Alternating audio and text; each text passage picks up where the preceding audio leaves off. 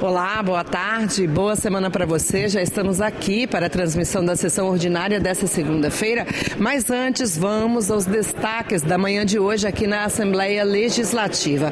A Comissão de Finanças se reuniu agora há pouco e decidiu pela convocação do secretário de Estado da Fazenda, Benício Costa, para a prestação de contas na próxima segunda-feira. Já no dia 27, quem vai prestar contas do trabalho é o presidente do Bandes, Marcelo Santive. Hoje pela manhã foi inaugurada a tradicional Feira de Artesanatos do Dia das Mães, que vai até o dia 17 de maio, das 9 da manhã às 5 da tarde, aqui no térreo da Assembleia Legislativa. Bem, e a sessão de hoje tem como destaque projeto do deputado Gandini, que prevê a isenção do pagamento da tarifa de estacionamento rotativo para os idosos. Antes de avaliar esse e outros projetos da pauta, os deputados precisam votar um veto do governo que pode trancar a ordem do dia. Vamos aos trabalhos. 34ª sessão ordinária da 20ª legislatura. Boa tarde a todos. Havendo quórum, invocando a proteção de Deus, declaro aberta esta sessão e convido o deputado Capitão Assunção a proceder à leitura de um versículo da Bíblia. Para tanto, eu solicito a todos que fiquem de pé em sinal de respeito.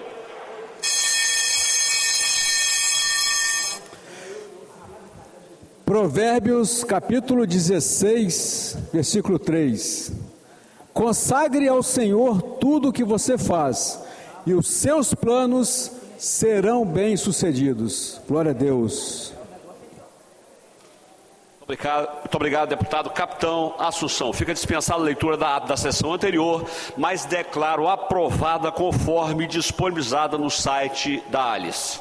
Eu consulto se existe algum deputado ou deputada que deseje fazer o pedido do minuto de silêncio. Deputado Capitão Assunção, depois deputado Thiago Hoffmann. Senhor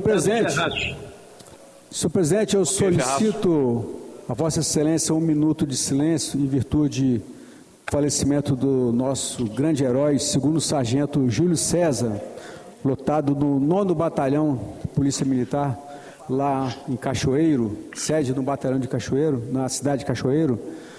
Infelizmente, o nosso amigo sofreu um mal súbito na tarde de 4 de maio e faleceu subitamente. É uma tragédia. Um homem que prestou valorosos serviços à Polícia Militar e à sociedade cachoeirense e também ao sul do estado. Obrigado, presidente. Muito obrigado, deputado Capitão Assunção. Com a palavra o deputado Thiago Hoffmann. Senhor presidente, assim como nós vimos em Mimoso e eu tive a oportunidade, Mimoso, Apiacá, Bom Jesus e outras cidades, eu tive a oportunidade de também pedir um minuto de silêncio de forma genérica para as vítimas das chuvas do Espírito Santo.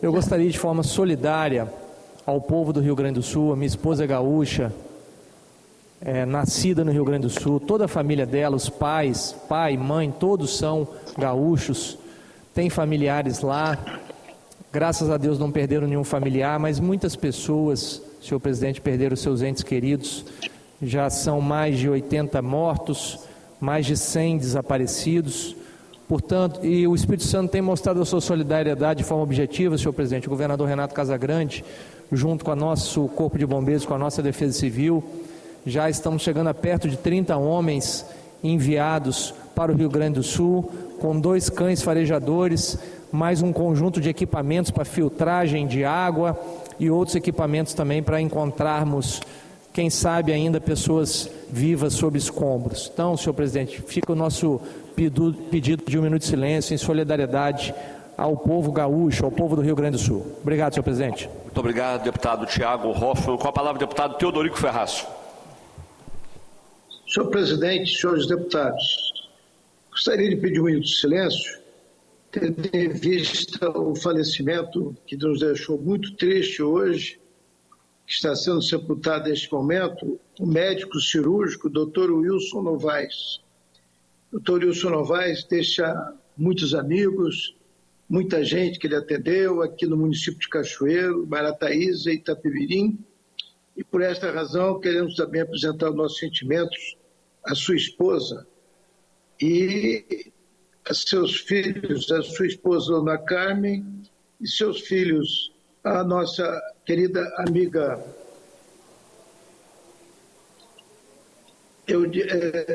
ex-prefeita de Mimoso do Sul, Flávia Cisne, sua filha Carla, que é dentista, e a Fernanda, que é médica. A sua família, os nossos maiores sentimentos e a tristeza aqui de todos os seus companheiros médicos, amigos e companheiros, que o doutor Wilson deixa uma grande saudade. Vai com Deus, doutor Wilson Novaes. Obrigado, deputado Teodorico Ferraz. Com a palavra, o deputado Lucas Polezi. Presidente, eu gostaria de reforçar o pedido aqui e pedir um minuto de silêncio para todas as vítimas do sul do nosso país. A gente passou por uma situação de catástrofe com chuva também aqui no nosso estado e agora é o momento de se solidarizar com a turma do sul. As pessoas têm perguntado, né, como que podem contribuir aqui do Espírito Santo, estou recebendo um monte de mensagem disso. Eu particularmente ajudei em uma vaquinha do portal Vaquinha na internet, o Pix é enchentes@vaquinha.com.br. Depois eu vou publicar a chave certinha no meu perfil. É um canal confiável, eu recomendo a doarem para entidades, igreja, o pessoal que faz um trabalho lá com certeza está sendo mais eficiente que o poder público. A gente já viu o poder público batendo muita cabeça lá, e pedir para que cada um que puder, né, se solidarizar e contribuir com isso, porque as cenas que a gente tem visto, bebê boiando na água, é uma coisa realmente muito lamentável e triste. Só se solidarizar mesmo e pedir a misericórdia de Deus pela população do sul do nosso país. Muito obrigado, deputado Lucas Polezi. Com a palavra, o deputado Coronel Wellington. Senhor presidente, senhoras e senhores deputados, nós também gostaríamos de demonstrar nossa solidariedade com todas as vítimas do sul do nosso país e agradecer ao governo do Estado do Espírito Santo por estar encaminhando bombeiros, uma equipe de bombeiros com equipamentos também capazes de detectar pessoas que ainda sobrevivem após aquela tragédia. E também somar nossos sentimentos à nota já falada aqui do capitão Assunção, na qual nós perdemos o sargento Júlio César, integrante do 9º Batalhão de Cachoeiro de Itapemirim. Então, nossos sentimentos a todos os familiares e amigos. Obrigado, presidente. Muito obrigado, deputado Coronel Wellington. Com a palavra, o deputado Dari Pagum. Presidente, eu gostaria, primeiro, de cumprimentar todos os deputados, quem está nos acompanhando pela TV Assembleia, pelas redes sociais. Gostaria aqui de reforçar o pedido de um minuto de silêncio dos nobres colegas deputados, mas também pedir um minuto de silêncio para o Fábio Storck. Ele é primo do prefeito de Laranja da Terra. Ele, saindo para trabalhar de moto, bateu numa capivara e veio a óbito. Então eu queria aqui também pedir um minuto de silêncio para o Fábio Storck, morador do distrito de Joatuba, no município de Laranja da Terra. Muito obrigado, deputado Dari Pagum. Com a palavra, o deputado Alan Ferreira. Obrigado, presidente. Quero aqui também pedir um minuto de silêncio para o meu amigo sargento Júlio César, lá do bairro Bahia Minas, que é um amigo da minha adolescência e teve um mal súbito, e foi ontem nós acompanhamos o velório dele. A polícia perde um grande homem. E os familiares e os amigos deles também. Obrigado. Muito obrigado, deputado Alan. Algum outro deputado deseja fazer o pedido de silêncio? Não havendo, então, atendendo aí aos pedidos de silêncio dos deputados Capitão Assunção, Tiago Hoffmann, Teodorico Ferraz, Lucas Polezi, Coronel Wellington, Dari Pagum, Alan Ferreira, eu também me somo ao pedido de todos, inclusive... Pela ordem, senhor Thiago, presidente. Um minutinho, por gentileza. Mais uma aqui. Um minutinho, por gentileza. Eu também me somo a Vossa Excelência, deputado Tiago. Eu tenho uma sobrinha, meu irmão morou durante muito tempo, tem uma sobrinha gaúcha, tem muitos amigos lá no Rio Grande do Sul, então me somo também a Vossa Excelência. Com a palavra, o deputado Wellington Calegari. Também uma nota de pesar aqui, gostei de minuto de silêncio, pelo falecimento do 2º sargento do 9º Batalhão, Cachoeiro de Itapemirim, Júlio César, né, um digníssimo membro da Corporação Militar do Espírito Santo, né, sofreu um mal súbito e faleceu na tarde de ontem, 4 de maio, né, de 2024, né, que Deus abençoe sua família e seus amigos e queridos. Muito obrigado. Então, atendendo os pedidos dos nobres deputados, façamos agora um minuto de silêncio.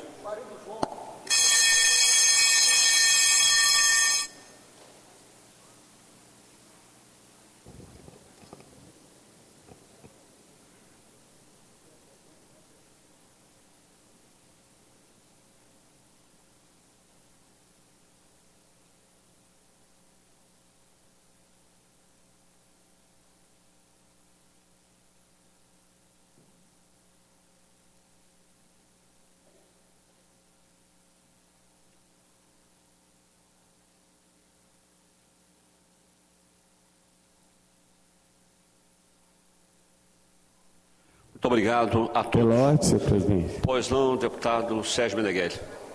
Senhor presidente, eu queria registrar nesse momento, pedir um voto de congratulação, que hoje é o aniversário da cidade de Santa Maria Jetibá, a maior produtora de ovos do Brasil, e 36 anos, é berço da colônia pomerana, quer dizer, é um pedaço da Europa em terras capixaba. Então, aquele povo trabalhador, nós estamos com o que representa o chapéu dos pomeranos em homenagem e para de Jetibá. Eu me somo a Vossa Excelência, parabéns, deputado Tudo que da década de 80, trabalhei lá para o sul daquela. Pois não, deputado Sérgio Meneghelli. A colônia do povo pomerano, na antiga Pomerânia, que era vizinho da Alemanha, não existe mais, é a maior colônia pomerana do mundo, Santa Maria de Jetibá. Portanto, é uma cidade que mantém sua tradição, principalmente, deputado Alcântara, principalmente através da língua. E no primeiro governo do governador Renato Casagrande, entre 2011 e 2014, nós tivemos a oportunidade, senhor presidente, de lutar muito junto ao MEC, para que o MEC permitisse, deputado Alcântara, que lá a segunda língua, que é obrigatória, que seja o inglês ou o espanhol, que lá pudesse ser o pomerano a ser ensinado nas escolas, o que mantém viva a língua e as tradições daquele povo. Então, parabéns a toda a população de Santa Maria de Jetibá. Muito obrigado, deputado Tiago Hoffmann, pela ordem. Com a palavra, deputado Capitão Assunção. Obrigado, presidente. Em decorrência desse triste episódio por que passam os nossos irmãos do Rio Grande do Sul, quero informar, primeiramente aos deputados e depois a toda a sociedade capixaba, que a Igreja Cristã Maranata está empenhada em todo o tempo. A Igreja Cristã Maranata, que possui um protocolo de reação imediata diante dessas calamidades naturais, com a identificação rápida da necessidade individual de cada lar, com o levantamento do que foi perdido em função desta catástrofe natural, além da instituição adquirir aqueles móveis que não são mais necessários, como fogão, geladeira, cama, colchão, armários, guarda-roupas e entre outros utensílios necessários para doar aos irmãos que são parte de nós. A igreja reage assim, pois somos uma família em Cristo. A Igreja Cristã Maranata também proporciona base de recolhimento dos alimentos, caminhões para levar até os necessitados, local para depositar, estratégia para distribuição, sempre com toda a organização e ordem, colocando à disposição as nossas igrejas como base e os nossos manaíns. A Igreja Cristã Maranata, ela se posiciona de forma sempre rápida e ágil, não somente para socorrer aos irmãos que congregam na Igreja Cristã Maranata, mas também aos vizinhos das igrejas e todos aqueles que estão na redondeza, que infelizmente estão passando por um momento de vulnerabilidade diante das catástrofes naturais que estão atingindo o sul do país, especialmente o Rio Grande do Sul. O presbitério da Igreja Cristã Maranata trabalha de forma sempre atenta, ficando a par de toda a situação, bem como acompanha de perto tudo que tem acontecido. É importante que os irmãos e a sociedade tenham esse conhecimento de que a Igreja Cristã Maranata possui um protocolo estabelecido há vários anos, tendo em vista que já tiveram eventos semelhantes no Nordeste, em Petrópolis, no Rio de Janeiro e recentemente aqui no sul do estado. Além do mais, senhor presidente, é importante registrar que quanto ao que tem acontecido no sul do Brasil, a Maranata, a Igreja Cristã Maranata, já está em execução com um protocolo com fornecimento de água, alimentos, além de se apresentar ao governo do estado atingido para disponibilizar os manaíns como ponto de recolhimento, de acolhimento, para receber o que for necessário, além de disponibilizar aos nossos irmãos alojamentos, alimentos e enfermaria. Importante, senhor presidente, mencionar que a Igreja Cristã Maranata, através do Presbitério Espírito Santense, se encontra atenta e em constante oração por nossos irmãos do sul do país, pois a situação que se encontra até o dia de ontem, infelizmente, era a situação de agravamento. Deixa aqui uma mensagem, senhor presidente, em 1 Coríntios, capítulo 12, versículo 26.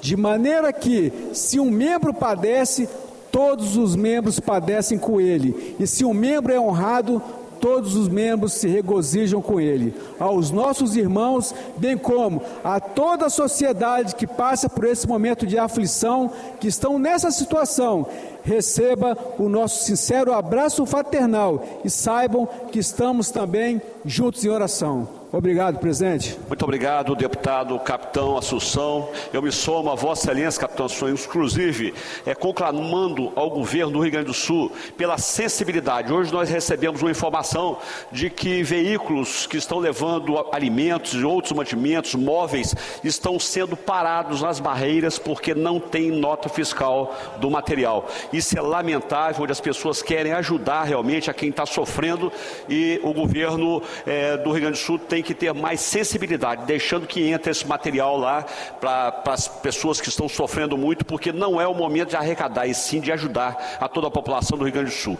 Com a palavra o deputado Deninho Silva. Senhor presidente, eu quero aqui, nessa tarde de segunda-feira, parabenizar, para mim, o melhor comandante da Polícia Militar que já teve o Espírito Santo, Coronel Douglas Caos. Sobretudo, presidente, eu quero ser solidário aqui a Débora, esposa do soldado Simon, que tomou um tiro na testa de um vagabundo. Foram fazer uma abordagem, esse vagabundo estava dentro do carro e deu um tiro na testa do policial que está no Hospital Jaime Santos Neves, entre a vida e a morte. Nas últimas semanas foram 3 policiais baleados. E aí, Coronel Caos, quero parabenizar a Vossa Excelência. Vagabundo tem que ser tratado como vagabundo. Não se preocupa com direitos humanos, não, porque vagabundo tem que ser tratado como vagabundo. Ele atirou no policial, tem que ser revidado, não é com pistola .40 não, é de fuzil. Da mesma forma que tomou um tiro na testa, tem que explodir a cabeça do vagabundo. Eu queria saber se os direitos humanos estão lá na casa da Débora, lá, junto com ela, sofrendo. A mulher está lá, ajoelhada, pedindo a Deus que o marido dela volte para casa. Sabe Deus se vai voltar, tomara a Deus que volte.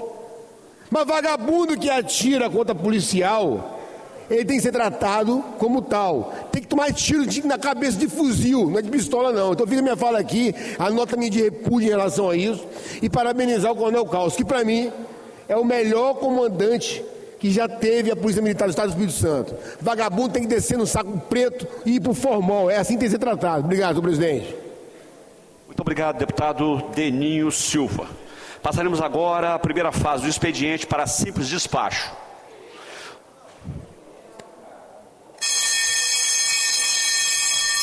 Os itens 1, 2 e 3 são justificativas de ausência de parlamentares. O despacho para esses itens é justificada as ausências à secretaria. Item 4. Ofício 01053 da Secretaria de Estado de Economia e Planejamento, encaminhamento do relatório anual de avaliação dos programas do Plano Plurianual 2020-2023, referente ao exercício 2023, ciente à Comissão de Finanças. Ofício 163-2024, 1556-091-2024 da Procuradoria-Geral de Justiça, encaminhando o relatório de atividade do Ministério Público do Estado do Espírito Santo, MPS, referente ao exercício 2023, ciente à Comissão de Finanças. Item 6, mensagem 11/2024 do Governo do Estado, encaminhando veto total ao projeto de lei 188/2024, de autoria do deputado Coronel Wellington, que acrescenta parágrafo único, artigo 6º da Lei 6.237, de 12 de junho de 2000, que cria o registro de bens culturais de natureza imaterial, como instrumento de acautelamento, institui o Programa Estadual de Identificação e Referenciamento de Bens Culturais de Natureza Imaterial, ciente a Comissão de Justiça. Do item 7 ao item 12, tratam-se de projeto das senhoras e senhores deputados, o despacho para os fins que especificam. O despacho para os itens 11 e 12 é a Comissão de Justiça, nos termos do artigo 276 do Regimento Interno. O despacho para os itens 4 a 10 é, após o cumprimento do artigo 120 do Regimento Interno, as comissões relacionadas pela presidência.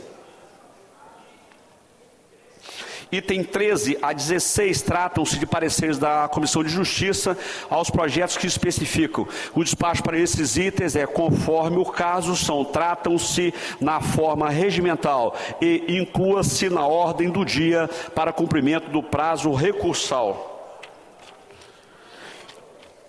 Item 17, requerimento 27 de 2024, deputado delegado Danilo Baense e outros, de recurso à Comissão de Constituição e Justiça, em face do despacho delegatório da mesa diretora ao projeto de lei 230/2024, de sua autoria, que dispõe sobre o rastreamento e devolução de aparelhos móveis celulares, objeto de furto, roubo ou perda, aos seus legítimos proprietários no âmbito do Estado do Espírito Santo. Defiro à Comissão de Justiça.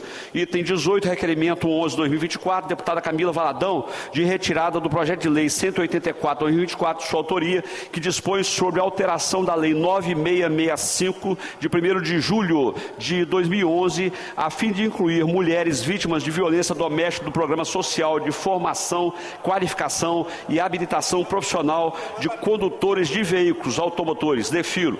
Do item 19 ao item 41, tratam-se de requerimentos de informações oficiais. O despacho para esses itens é oficice.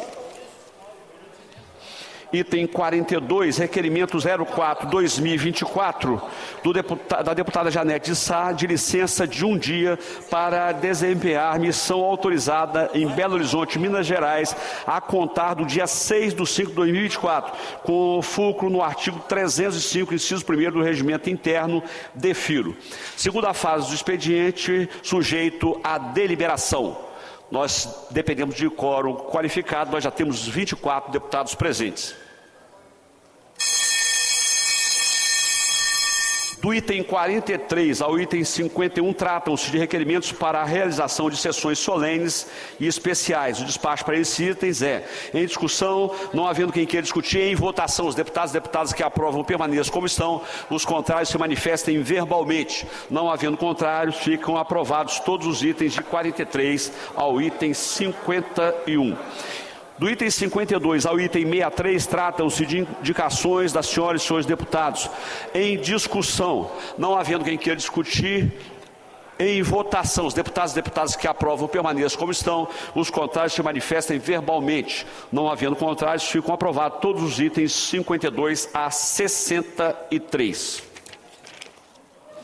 Passaremos agora à fase da ordem do dia, mantendo as demais fases. Discussão única nos termos do artigo 66, parágrafo 6 da Constituição Estadual, veto parcial ao projeto de lei 433/2023, de autoria do deputado Deninho Silva, que institui no âmbito do Estado do Espírito Santo a política estadual de combate ao racismo nos estádios e nas arenas esportivas do Estado. Publicado no ar digital do dia 25/5/2023, mensagem de veto 07/2024, publicado no ar digital do dia 28/3/2024, na Comissão de Justiça. O relator, deputado Tiago Hoffmann, se prevaleceu do prazo regimental de até 3 sessões ordinárias para relatar a matéria na 33ª sessão ordinária do dia 30/4/2024, prazo até o dia 8/5/2024. Eu convoco aí o deputado Tiago Hoffmann para que nos informe se vai relatar ou se mantém o prazo.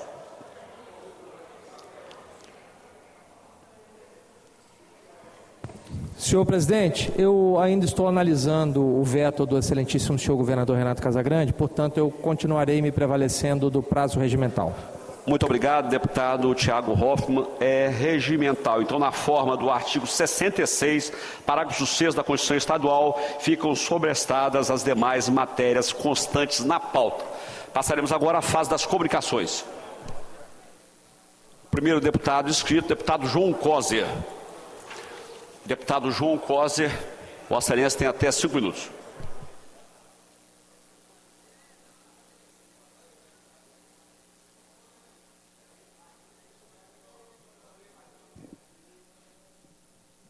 Senhor presidente, senhores deputados, senhoras deputadas, primeiro gesto meu aqui é prestar solidariedade à população do estado do Rio Grande do Sul. Quero me solidarizar com o povo gaúcho, que nesta semana vive a pior tragédia registrada no estado do Rio Grande do Sul. Chuvas intensas e, naturalmente, muitos eventos climáticos. Mais de 850 mil pessoas foram impactadas pela chuva, quase 1 milhão de pessoas. 83 mortes confirmadas até agora, 291 feridos, 111 pessoas desaparecidas. Portanto, um sofrimento coletivo muito grande. As pessoas tiveram que abandonar as casas, as chuvas provocaram danos e alterações no tráfego das rodovias, quedas de pontes, deslizamento de encostas, entre outras coisas. Perdas incalculáveis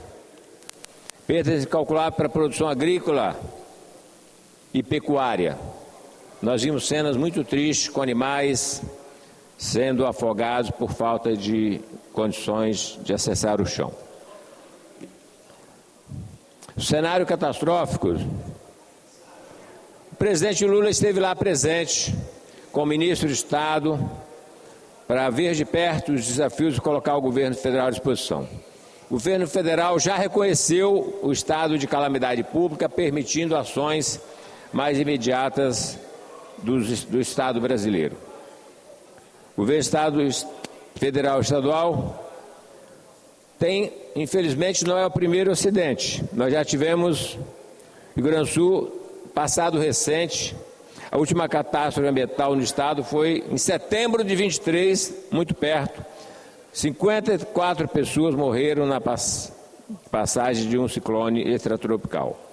Portanto, muito sofrimento daquela população em um período muito curto.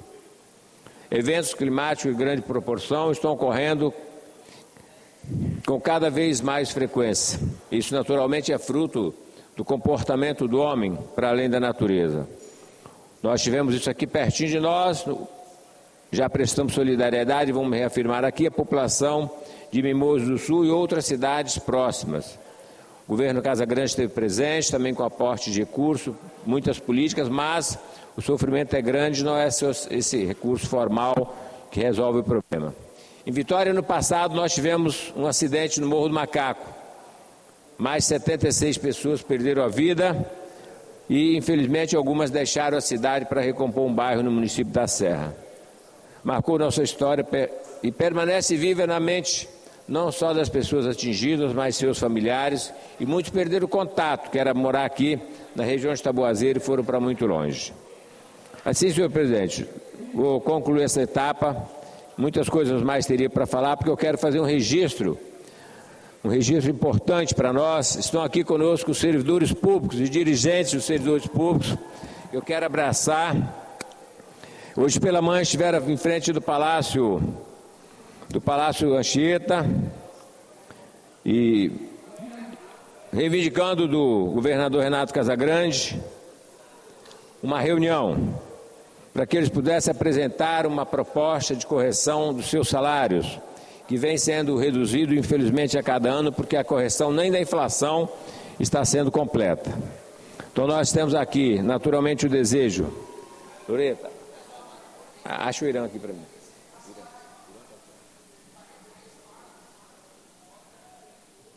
Nós temos o desejo de reforçar a luta dos servidores públicos. Vou fazer um registro aqui, mesmo que rapidamente, dos sindicatos envolvidos e, de certa forma, na mobilização. É uma coisa muito expressiva, muito grande.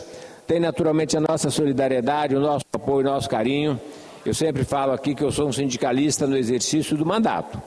Fui presidente de sindicato, presidente da Central Única dos Trabalhadores e agora estamos aqui representando todos. Irã Caetano. representando todos vocês. Não posso citar todo mundo, cito na pessoa do Irã, Caetano, presidente do Sindipúblicos, cumprimentando todos os dirigentes. Mas vou citar os sindicatos que estão na mobilização.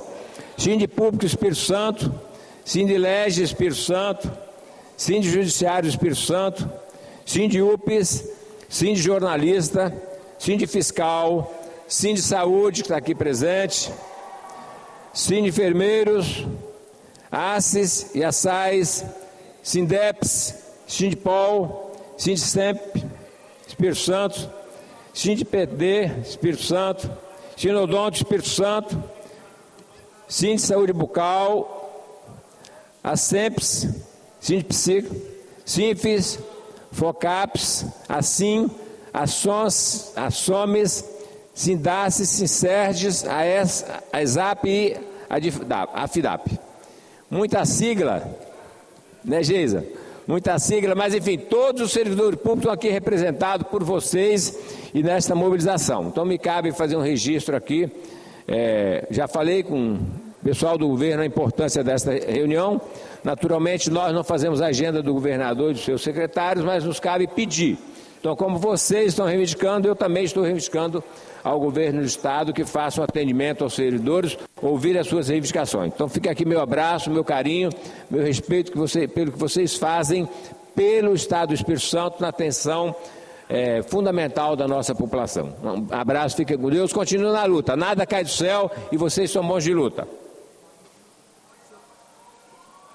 Muito obrigado, deputado João Coser. Quero também saudar a todos os servidores, o ajuste à reivindicação, contem conosco. Coronel Wellington, Vossa Excelência está com a palavra.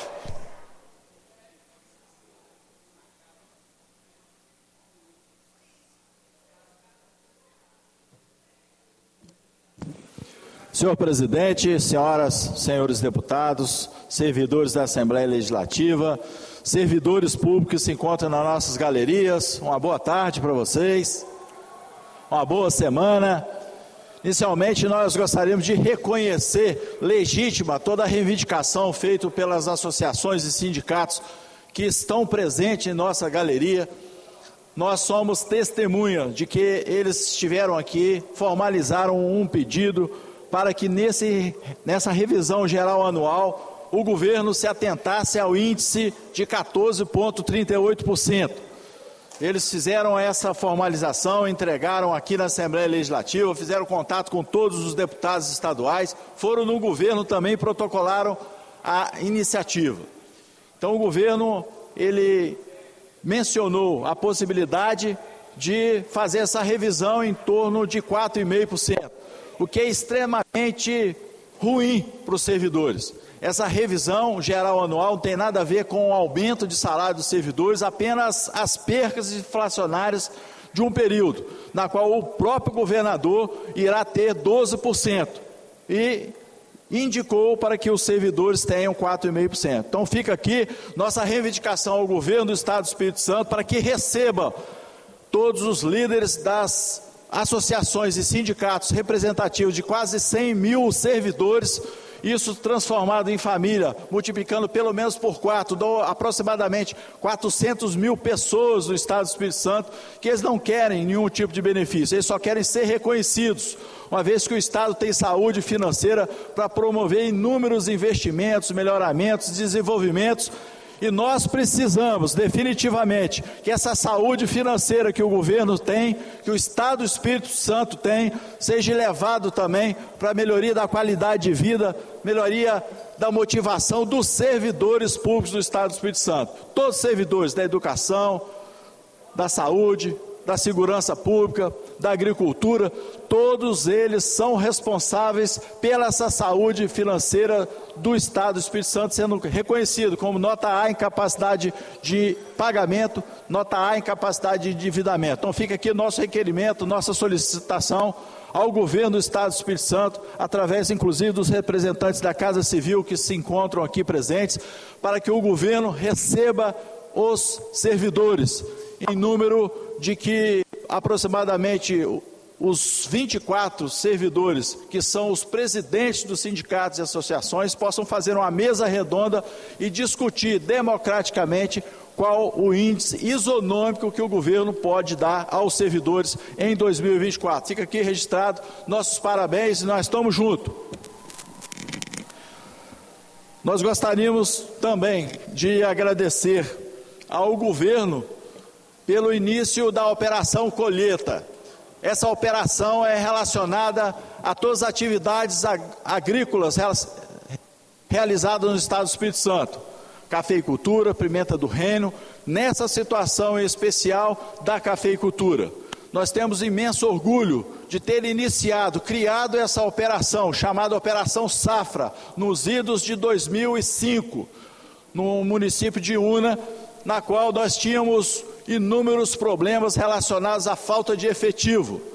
O policiamento geralmente é realizado nas sedes dos municípios e no interior do estado do Espírito Santo, geralmente, a população, que é 50% rural, ela não recebe o policiamento ostensivo na zona rural. Nessa época de colheita, em que a população flutuante, sazonal, aumenta consideravelmente, uma vez que a população, os trabalhadores rurais do Espírito Santo não conseguem fazer os trabalhos necessários à safra de café no Espírito Santo, vem muitos servidores, muitos trabalhadores rurais de outros estados, de outras regiões, fazendo com que aumenta ainda mais a necessidade da segurança pública no campo. E essa Operação Colheita, ela é fundamental para garantir não só a segurança dos trabalhadores rurais no campo, como também das famílias que moram nas suas propriedades.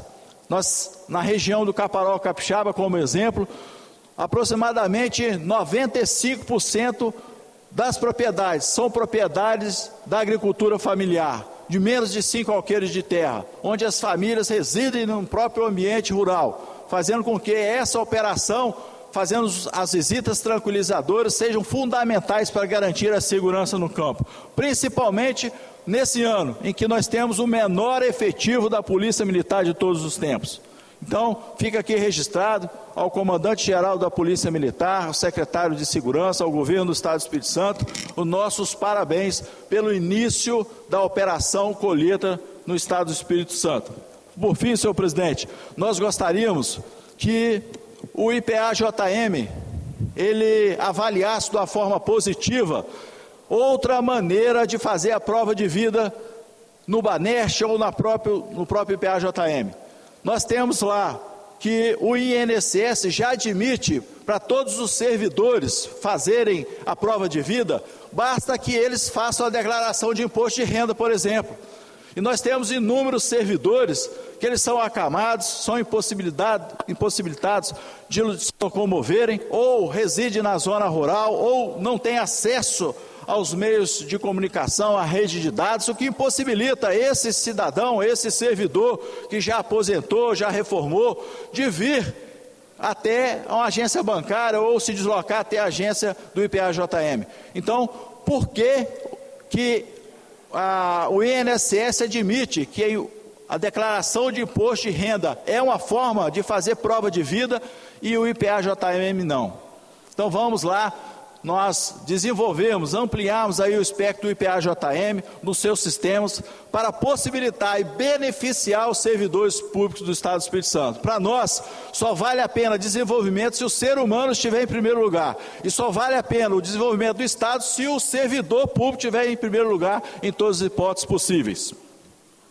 Por fim, senhor presidente, também solicitar ao governo que amplie a assistência dada aos estados do Sul que foram severamente atingidos pelas enchentes. Nós sabemos que o governo ele teve interesse e responsabilidade em encaminhar uma equipe de bombeiros militares com equipamento, inclusive com cães farejadores, para o Sul. No entanto, ainda esse apoio é muito tímido em relação às vidas que nós temos lá. Então fica aqui a nossa solicitação para que o governo do Estado do Espírito Santo analise a possibilidade de encaminhamento de outras equipes, pelo menos 50 servidores, para realmente nós estarmos representados do sul do Estado do Espírito Santo, representados representando o Espírito Santo no sul do Brasil, porque o Espírito Santo realmente ele tem sido também alvo de inúmeras inconsistências, de inúmeras tragédias naturais. Em outros estados e outros municípios têm sido bastante solidários com o Espírito Santo. Então fica aqui registrado a possibilidade de nós definitivamente estarmos presentes e fazermos com que, assim como nós fomos ajudados em Mimoso do Sul, Apiacá, em diversos outros municípios, nós possamos estar representados no sul do Brasil. Muito obrigado e fico com Deus. Muito obrigado, deputado Coronel Wellington. Com a palavra, o deputado Lucas Polesi. Não respondendo, com a palavra, o deputado Pablo Muribeca. Não respondendo, com a palavra, o deputado Dari Pagung. Não respondendo, com a palavra, o deputado Mazinho dos Anjos. Não respondendo, com a palavra, deputado Capitão Assunção. Não respondendo, com a palavra, o deputado engenheiro José Esmeraldo. Por isonomia, deputado engenheiro José Esmeraldo, Vossa Excelência tem até 10 minutos, que foi o tempo que o deputado Coronel Wellington fez uso da tribuna. Pela ordem, senhor presidente. Deputado José Esmeraldo, vai me permitir... Se o deputado José Esmeraldo conceder... É 1 minuto só, se me permite. Pode, desde que depois eu retribua meu minuto, pode falar até 2. Senhor presidente, quero agradecer a Vossa Excelência, agradecer o ilustre colega, o deputado José Esmeraldo, que tem trabalhado tanto por esse estado do Espírito Santo, feito realmente um excelente trabalho a todos os municípios capixaba. Dizer, deputado José Esmeraldo, tenho muito orgulho de ser o seu parceiro aqui na Assembleia Legislativa. Orgulho é nosso, e de estar aprendendo junto com Vossa Excelência a cada dia aqui na Assembleia. Mas eu aproveito este momento para parabenizar o município de Santa Maria de Etibá pelo 36º aniversário de emancipação política.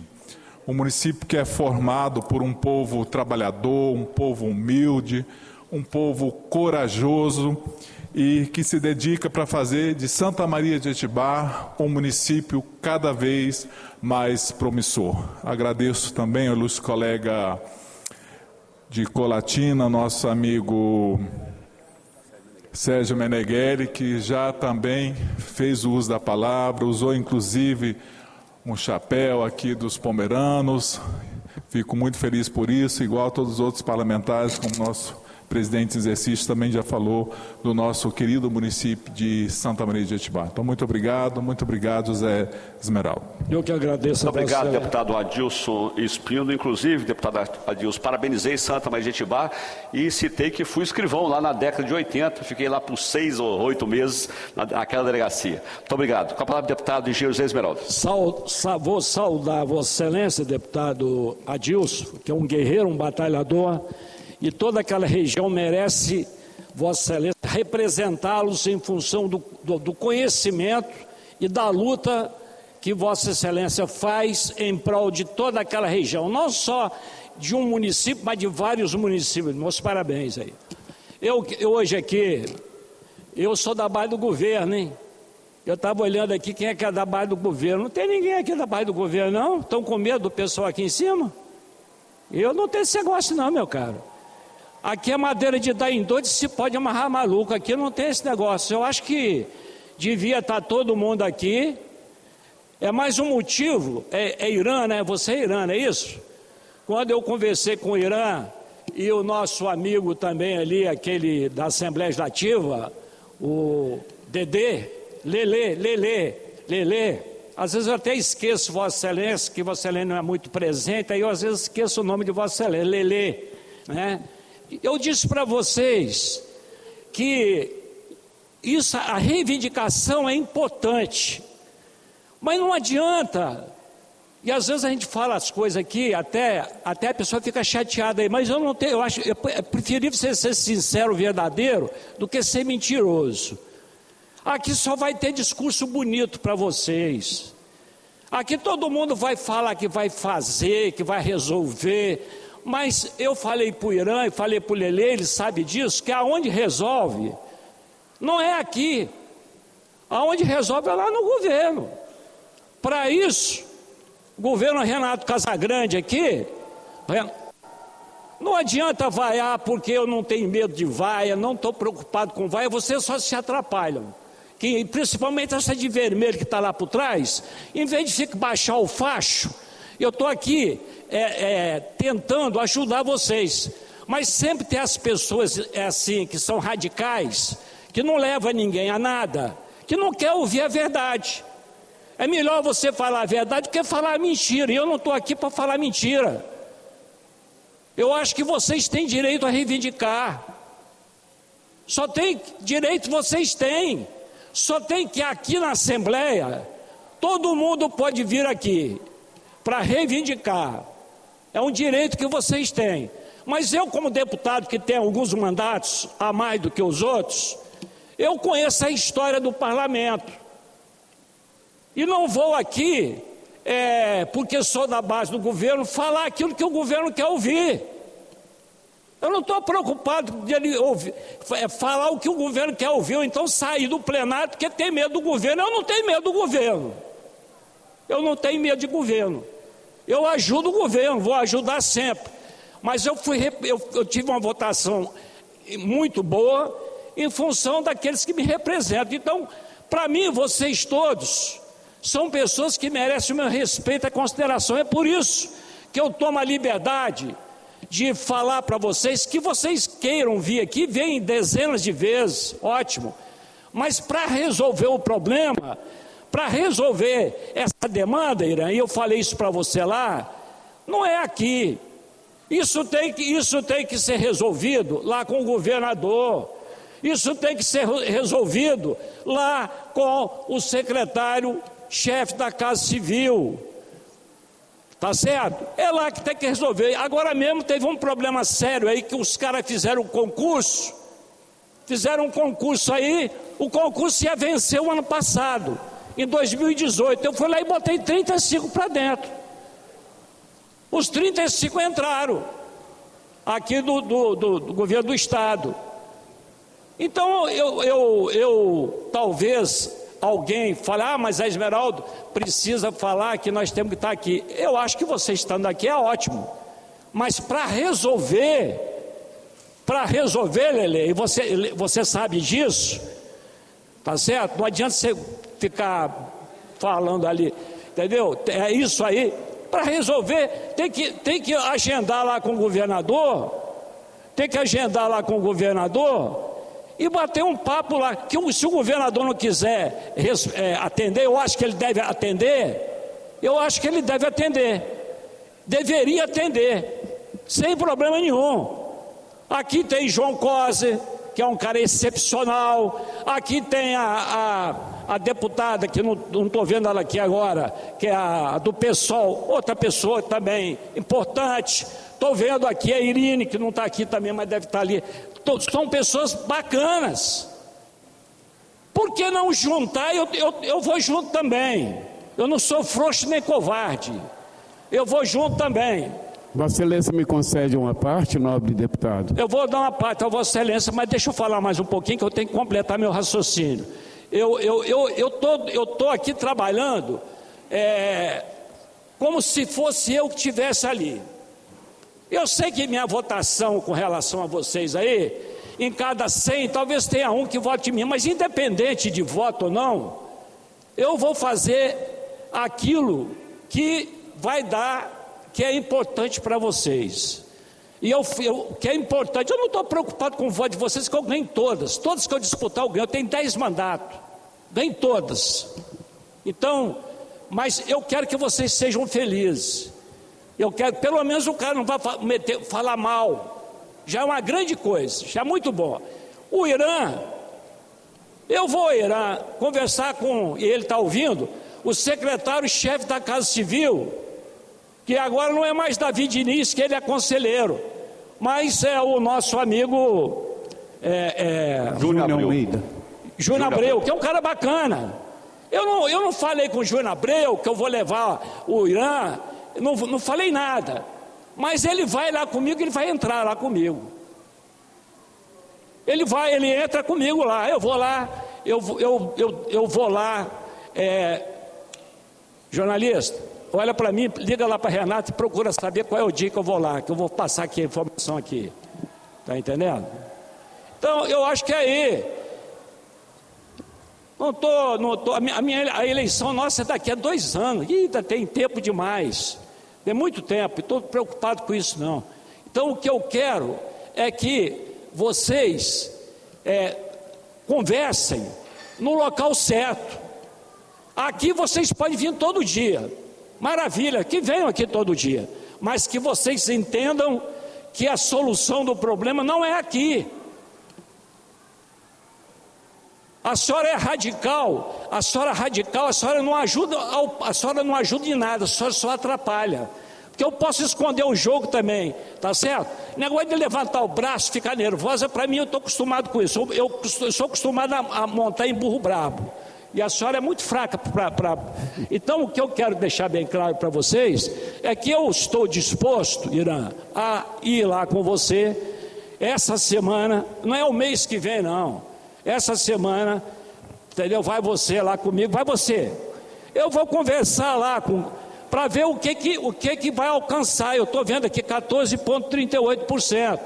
Quem sabe da quintura do fogo é a panela. A verdade é essa. Então, o que eu posso falar? Posso levar você lá comigo, tá entendendo? E você vai entrar. Eu estou falando que você vai entrar, e vai entrar mesmo. Aqui não tem negócio de não vai entrar, entendeu? E a gente conversa e depois volta todo mundo para cá. Mas o local de solução da questão, pode ser que a gente converse aqui. O local de solução dessa questão isso, pode levar uma mulher junto também. Entendeu? Não há problema, pode levar uma mulher junto. Para mim não tô preocupado. A senhora, eu espero que a senhora não venha, porque a senhora é uma pessoa muito que atrapalha. A senhora está atrapalhando. Que uma fala nossa atrapalha vocês totalmente. Eu não quero atrapalhar ninguém, quero que vocês ajudar vocês. Então, então aqui, Irã, você pode, levo lá você. Não agendei nada que vou levar. Eu estou falando que eu vou levar e levo, e vai lá conversar com o cara. Estou falando que vai conversar e vai conversar. Mesmo que recebe o nome, aí sim, aí começa a fluir a coisa. A fluir. Essa é minha fala, esse é meu ponto de vista. Eu vou passar a palavra aqui para o nosso amigo, brilhante deputado estadual, nosso Meneghel. Nobre deputado, para mim é motivo de honra ser contemporâneo do senhor nessa casa. Conheço a experiência que o senhor tem, mas infelizmente eu não concordo com todas as palavras do senhor nesse momento, porque eu sei que o senhor é uma pessoa de pé no chão, o senhor não se ilude, porque até agora sempre houve ilusões.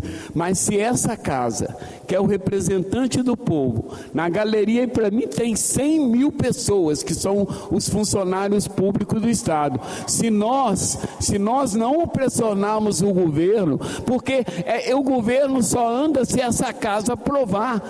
Se nós fazemos uma reunião, a liderança do governo aqui marcar e falar: governador, pelo menos igual o senhor, 6%, pelo menos um pouco, porque veja bem, o povo não sabe, mas nós deputados já tivemos reposição da inflação esse ano. O ano passado tivemos, e eles estão cada vez mais perdendo. A minha preocupação não é se eles vão ter 10, 50, é que eles precisam ter ganho real, mas o governo não está nem compensando a reposição. Se o Tiago, se o Dari, se realmente os deputados que têm prestígio como governador, eu infelizmente não tenho, isso já está provado.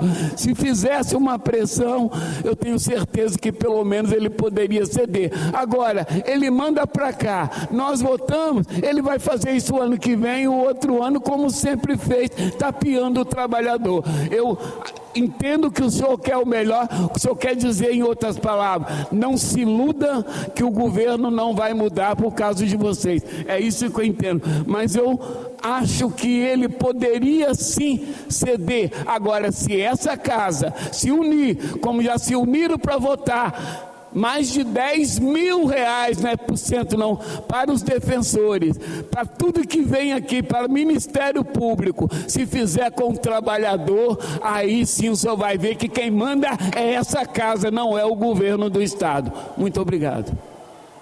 Parabéns aí pela sua fala, mas eu continuo com o meu raciocínio. Parabéns.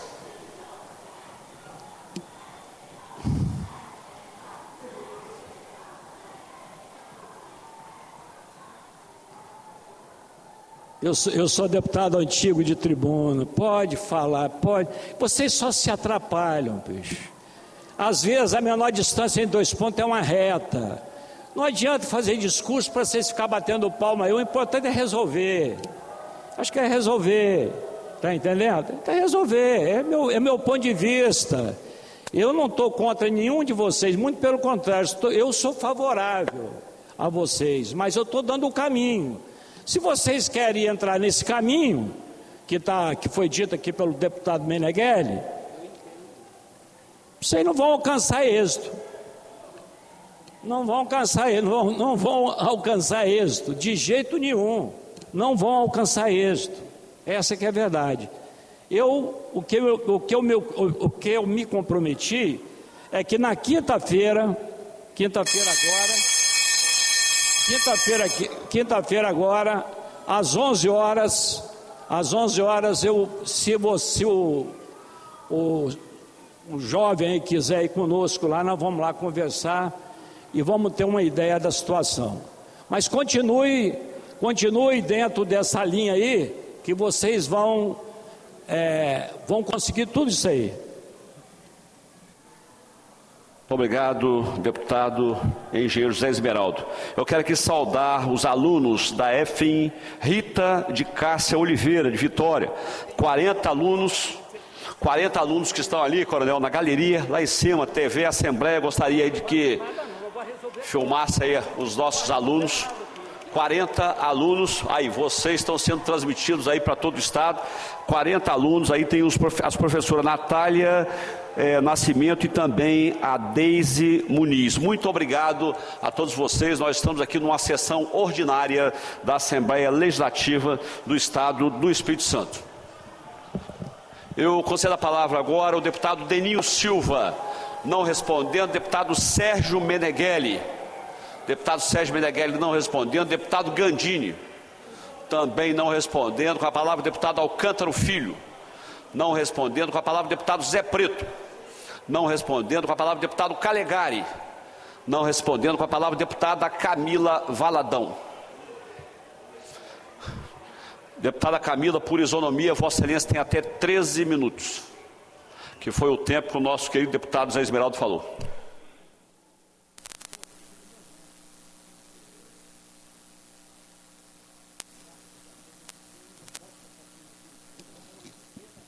Boa tarde, senhoras deputadas, senhores deputados. Eu quero pedir às câmeras, por favor, que mostrem ali as galerias com os servidores e servidoras públicas do Estado do Espírito Santo.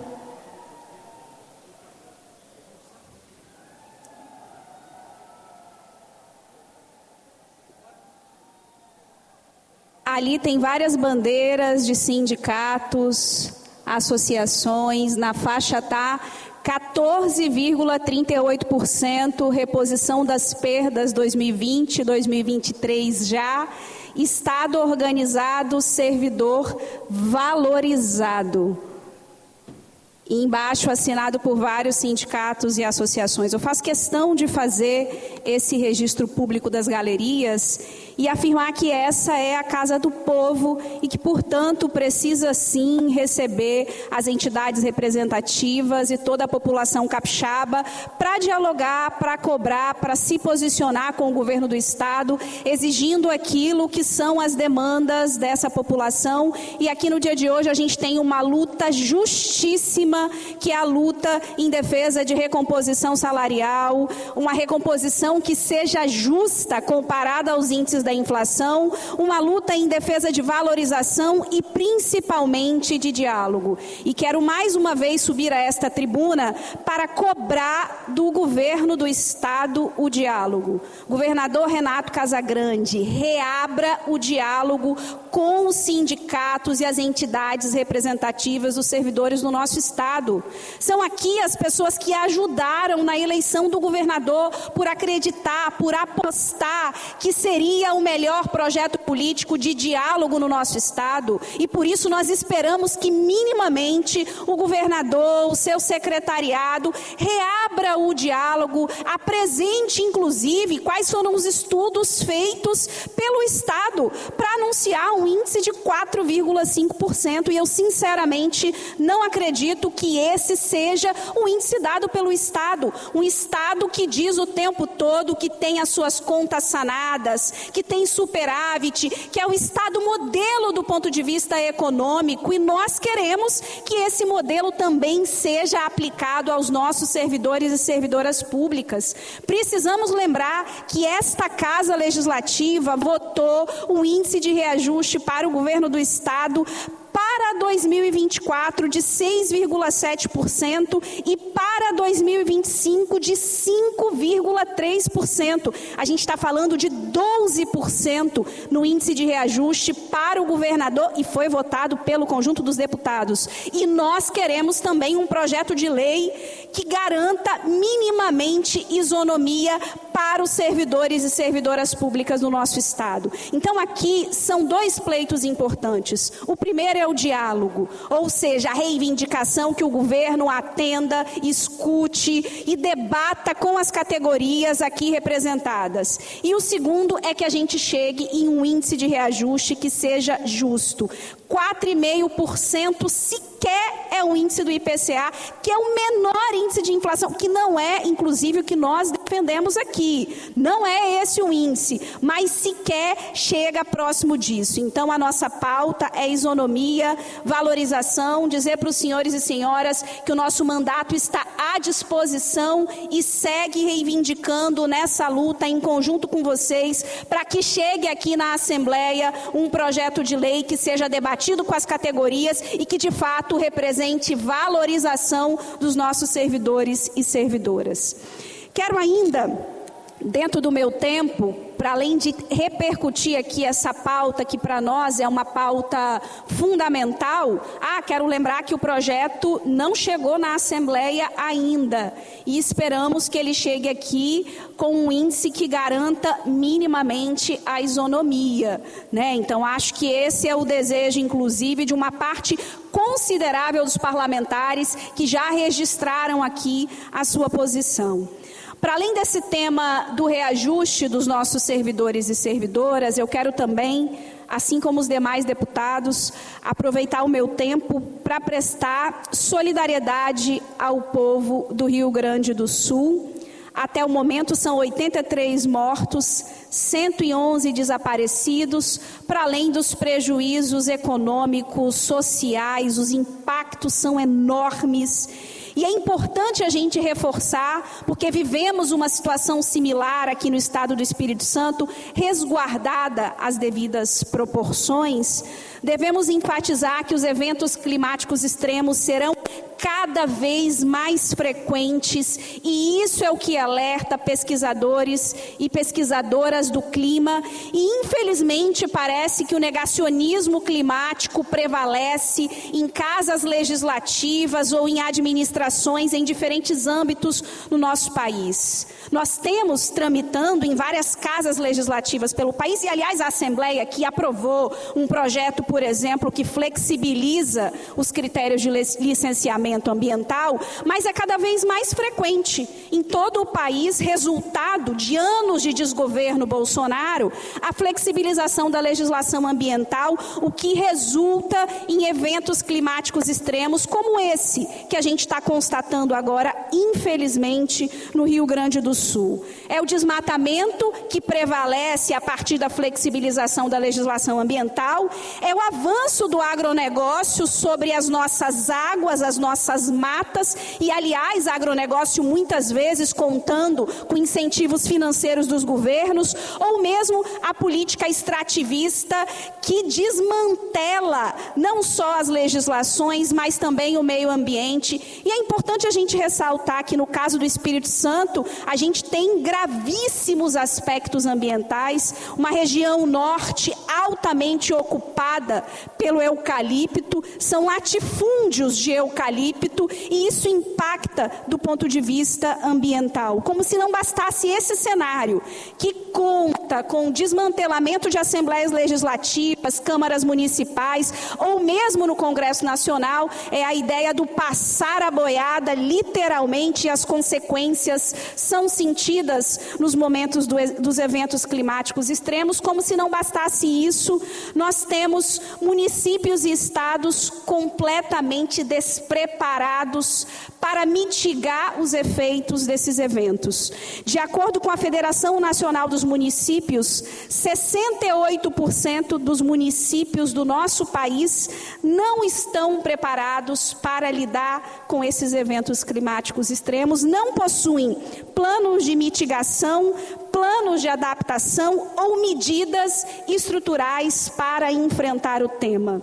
Assim que nós vivenciamos o evento de Mimoso, nós fizemos um conjunto de indicações para o governo do Estado do Espírito Santo. E entre essas indicações é para que o governo fomente, garanta recursos e estrutura para que todos os 78 municípios capixabas tenham planos para enfrentar eventos climáticos extremos, estruturem defensorias ou tenham núcleos aí que possam lidar com esses extremos, como, por exemplo, equipamentos, estruturação no âmbito da defesa civil. E esse é um tema importante para fechar e que deve ser pautado nas eleições municipais de 2024.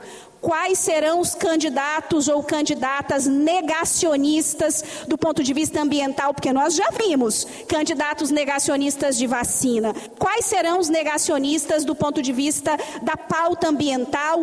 Quais possuem propostas e querem enfrentar o tema do ponto de vista estrutural ou, para além disso, criar políticas públicas para mitigar e enfrentar esse tema? Fecho, por fim, dizendo a situação do Estado do Espírito Santo.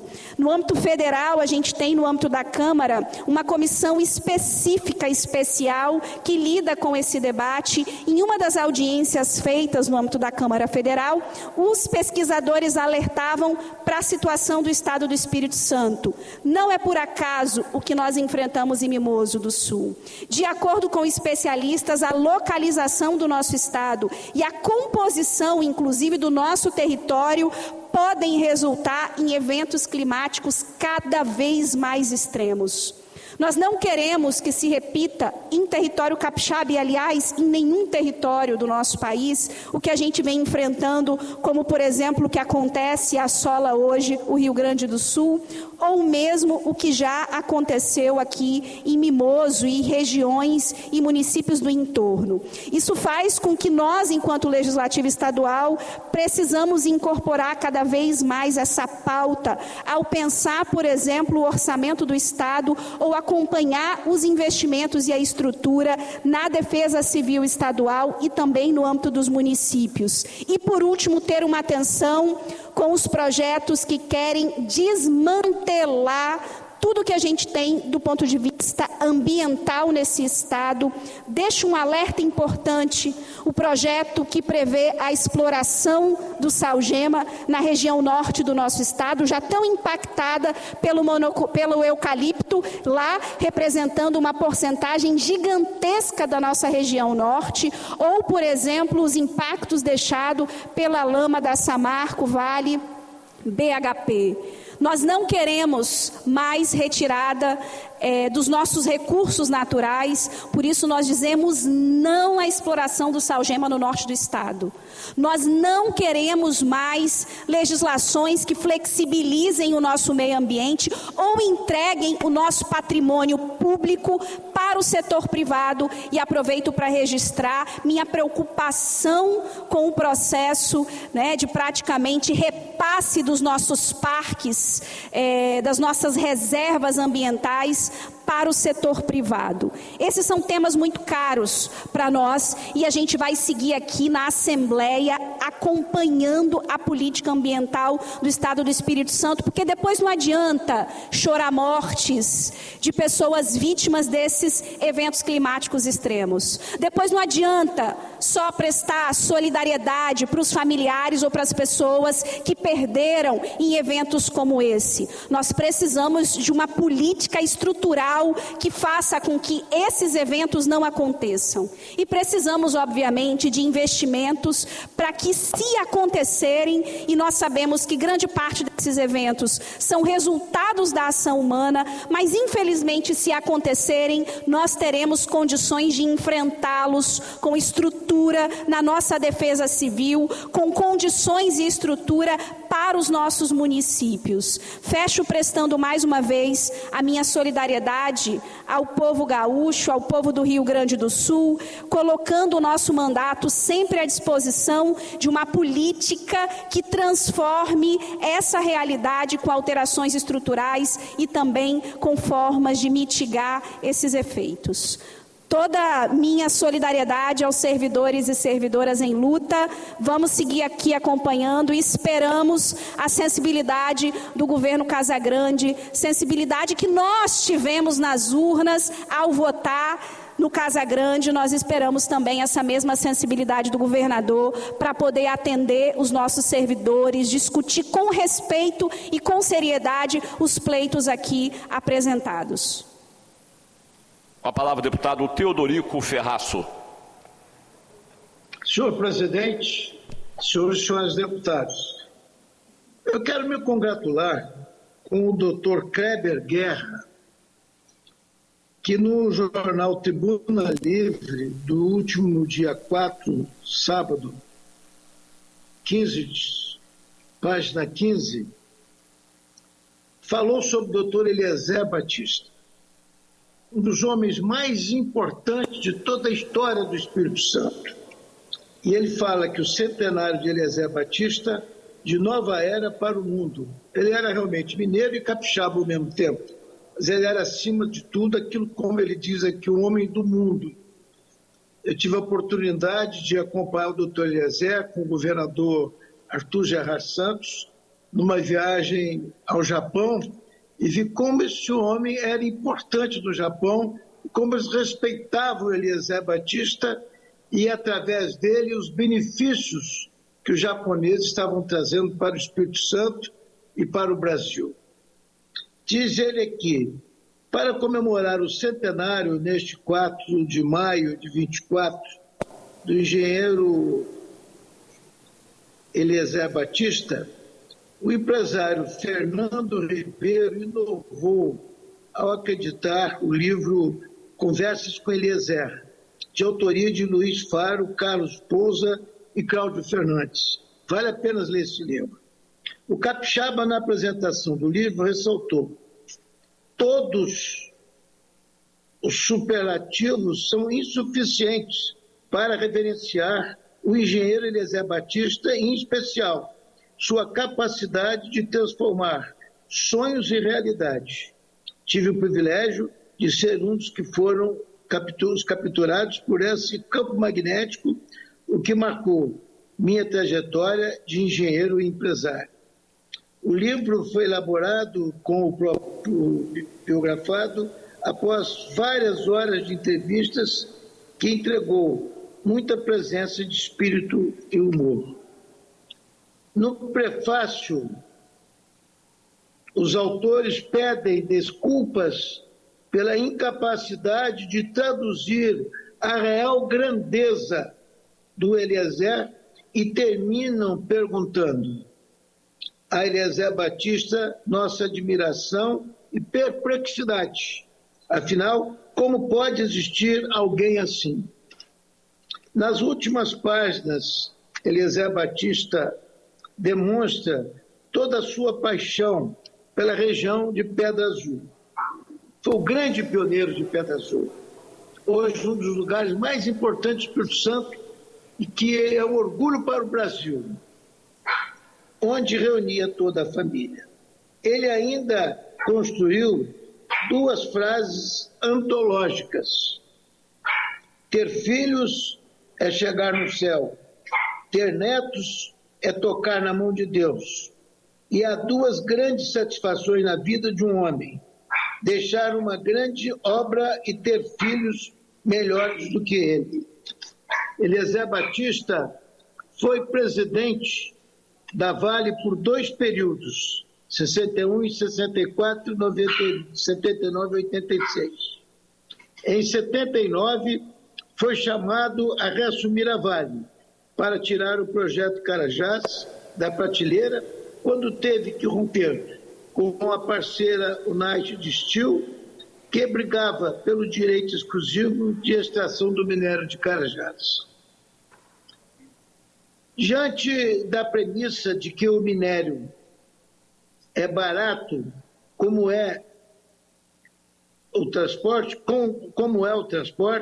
Eliezer criou verdadeiras obras de integrar mina, ferrovia e usina siderúrgica e porto ao mesmo tempo, com vistas a exportar produtos de maior valor agregado e economicidade, e isso foi uma revolução, pois até 60 as siderúrgicas estavam próximas das minas, com a Usiminas, a Cesita, Belga Mineira e etc.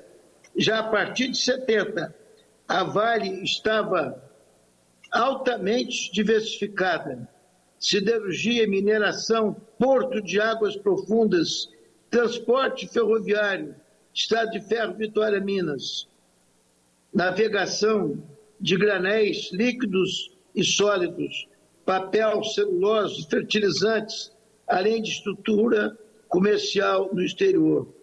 Eliezer Batista idealizou 3 dos maiores projetos do Brasil, que transformaram a Vale numa companhia de logística internacional, que foi o Porto de Tubarão, em 1980, o Projeto Carajás, de 80 também, o Porto Sepetiba, em 82, todos no conceito de integração para nacionalizar transportes e reduzir custos.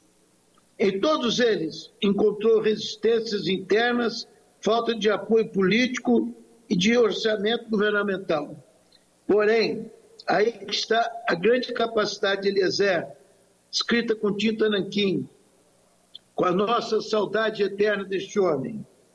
Porém, com o auxílio e domínio de 5 línguas, lançou-se ao mundo afora para conquistar parcerias e captar recursos, obtendo êxito pleno, depois de obter a confiança, sobretudo dos japoneses. Portanto, mais do que um homem à frente do seu tempo, Eliezer Batista, nascido há 100 anos em Nova Era, foi um homem do mundo que dedicou-se toda a sua vida a pensar o Brasil do futuro, até o seu falecimento aos 94 anos, em junho de 2018. Escreveu Kleber Guerra, que é engenheiro agrônomo. Senhor presidente, senhores deputados, estamos preparando um projeto criando a medalha Eliezer Batista e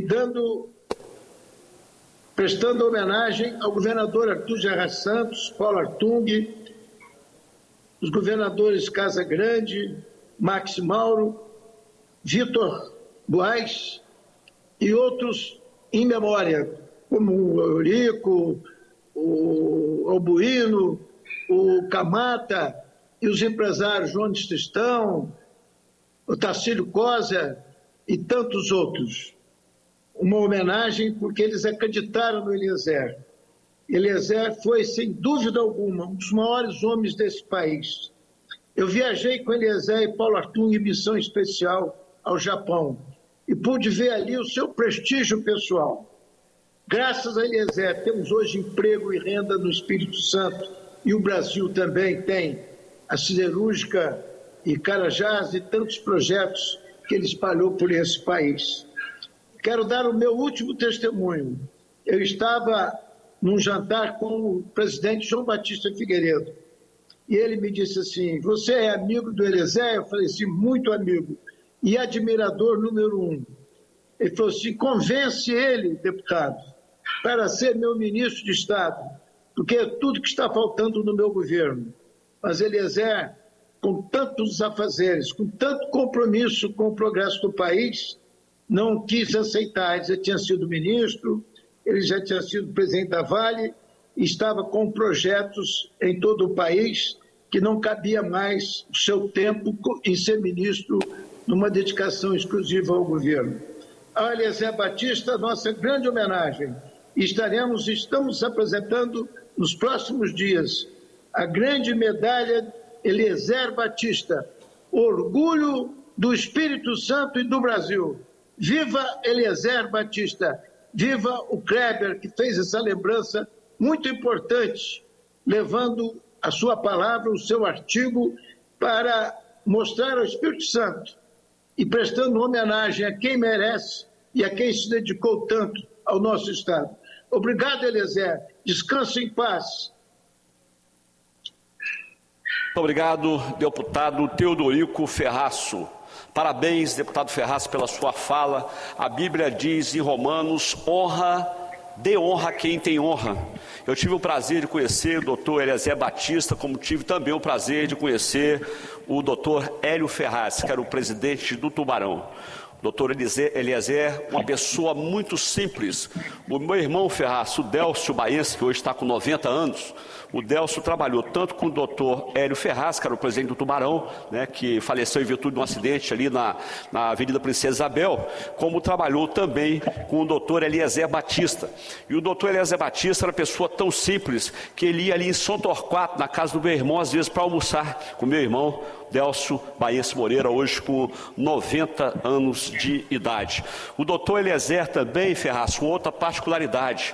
As pessoas, quando iam à residência dele lá em Pedra Azul, o Délcio me relatava e me relata isso constantemente, as pessoas quando iam lá, e as pessoas simples, e que os filhos em casa estariam conversando em outro idioma, inglês, alemão ou outro idioma, ele bronqueava com os filhos para que falassem em português, porque a pessoa que estava chegando era muito simples e não sabia falar aquele idioma. Então, parabéns, ele realmente foi um homem visionário, não somente aqui no nosso estado, mas também referência para todo o Brasil. Parabéns, Ferraz. Muito obrigado, deputado. O seu testemunho é a prova deste grande homem que nós estamos hoje homenageando. Muito obrigado. Eu vou passar agora a presidência para o deputado Coronel Wellington. Eu deixei para falar por último aqui, para dar oportunidade aos nossos colegas. Com a palavra, deputado delegado Danilo Baense. Eliezer Batista. Deputado Ferraz, seu microfone está ligado aí. Boa tarde, presidente, deputado Coronel Wellington, boa tarde, senhores deputados, deputadas, servidores dessa casa e a você que nos assiste pela TV Assembleia. Presidente, primeiramente eu quero parabenizar a Vossa Excelência, deputado Coronel Wellington, pela sua fala, inclusive com relação à prova de vida. Eu estive conversando recentemente com o Zé Marçal, que é o presidente do IPAJM, para que facilitasse a situação das pessoas idosas e as pessoas adoentadas. Eu tenho uma irmã com 87 anos, aliás 88 completa agora, e que ela esqueceu por algum motivo de saúde, não pôde fazer a sua comprovação de vida e teve o seu salário suspenso. Eu estou, por exemplo, com uma irmã, completa agora 92 anos, está na UTI do Hospital Vila Velha, embora esteja em situação um pouco melhor, eu estive conversando com ela hoje na UTI, mas como uma pessoa dessa vai fazer a comprovação de vida? Eu estou com um irmão com 90 anos, um pouco debilitado, né, impossibilitado de sair de casa no momento, e realmente fica muito difícil. Então, parabéns pela sua fala, para que eles consigam uma outra maneira, talvez até num aplicativo, né? Hoje tem tantos recursos, a tecnologia nos traz tantos recursos, que às vezes através de um aplicativo ficaria muito fácil para que essas pessoas comprovassem a sua existência, né, em vida.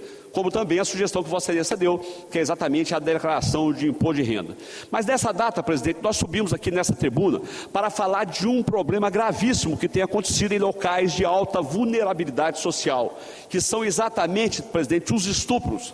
Esse tipo de crime gravíssimo tem acontecido no nosso estado e em Guarapari, como em Vilagem do Sol, em locais com alta presença do tráfico de drogas.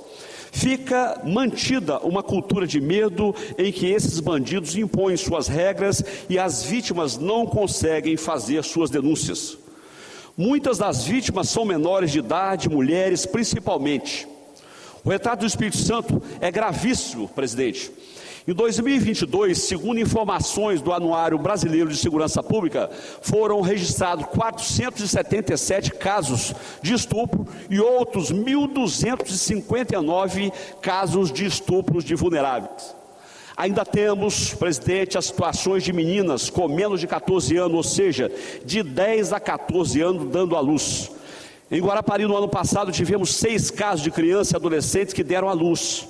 No Espírito Santo todo, segundo dados do Ministério da Saúde, foram 177 meninas de 10 a 14 anos que deram à luz em 2023. Mas a situação, presidente, ainda foi muito pior. Em 2020, nós tivemos 308 casos de meninas de 10 a 14 anos dando à luz no estado do Espírito Santo. Após uma fala que fizemos naquela ocasião, o ex-deputado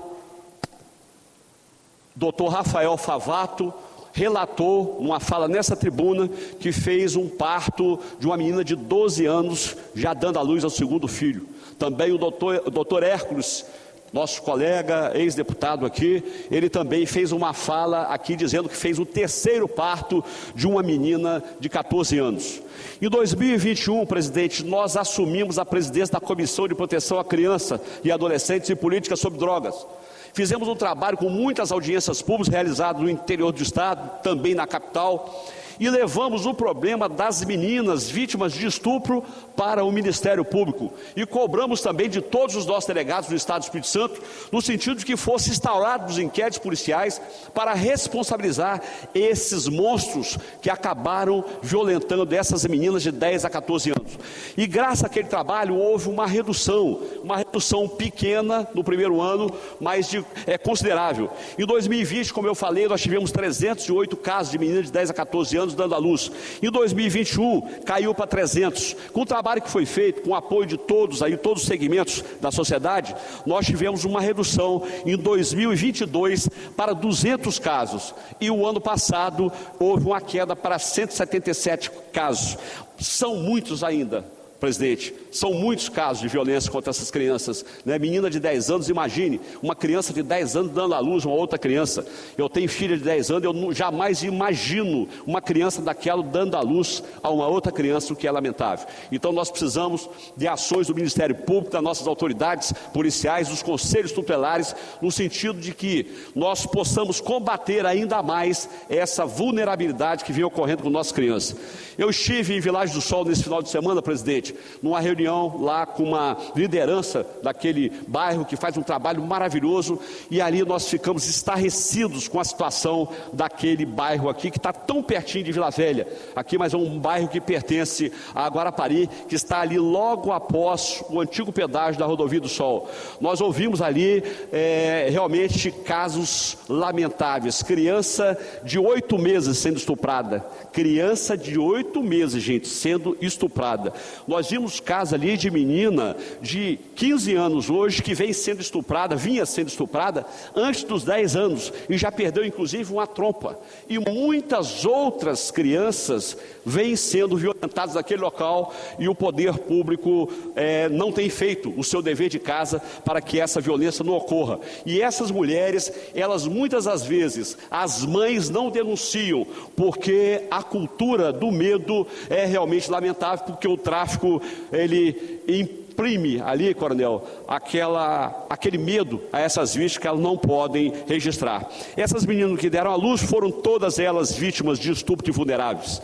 Temos uma situação gravíssima de ciclo de violência que precisa de união de todos os atores para evitar novas ocorrências. É preciso união dos municípios, do Estado e do Ministério Público, além da Polícia Civil, Polícia Militar, conselhos tutelares, para que nós possamos reduzir esta violência.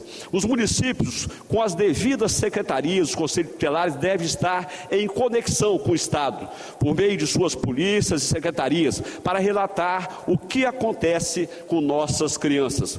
O Ministério Público Estadual pode verificar, fazer uma força-tarefa propositiva para estudar quem são os agressores e mitigar esses problemas. O que não podemos deixar é que essa cultura perversa continue acontecendo.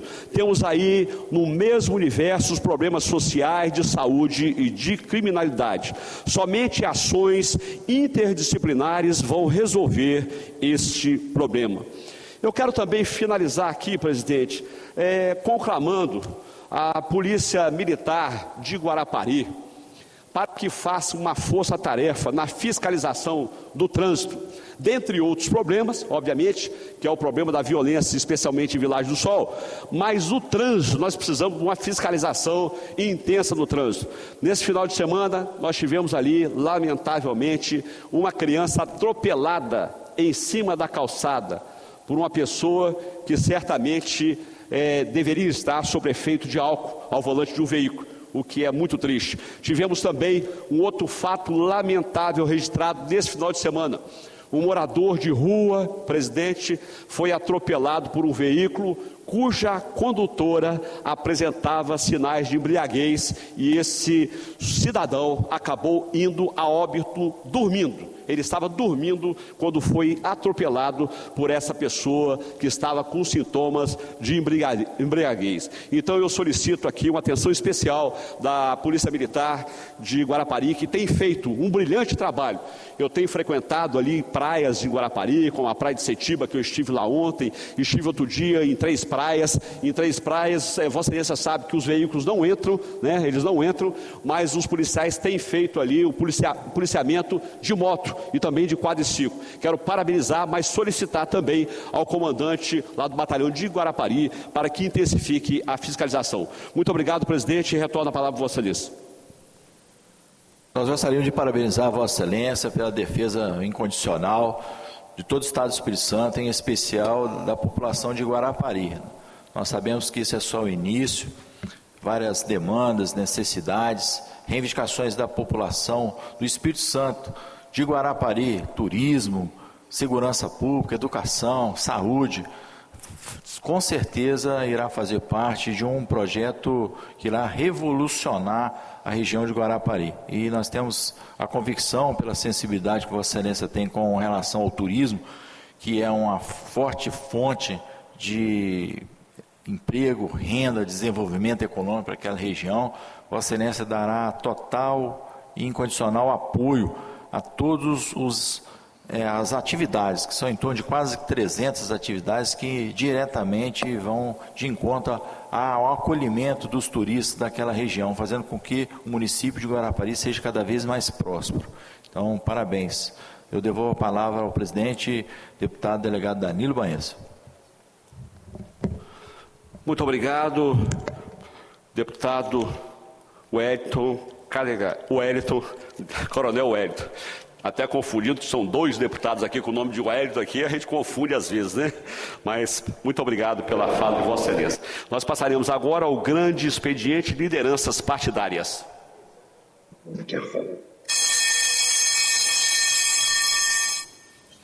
Com a palavra a deputada Camila Valadão.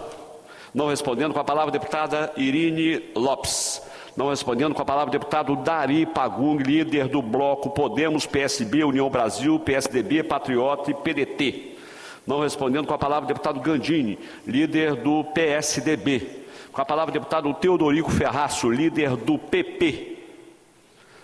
Teodorico Ferraço, tendo declinado que Vossa Excelência já falou anteriormente, parabéns mais uma vez pela sua fala com relação ao nosso querido Elisé Batista. Com a palavra o deputado Coronel Wellington, líder do bloco parlamentar Republicanos PL-PRD. Deputado Coronel Wellington, nós tivemos esse final de semana também em Bahia Nova, Guarapari, lugar muito bonito, lugar lindo, fomos muito bem recebidos ali, e ali eles fizeram uma solicitação importante, que é com relação ao CAD único.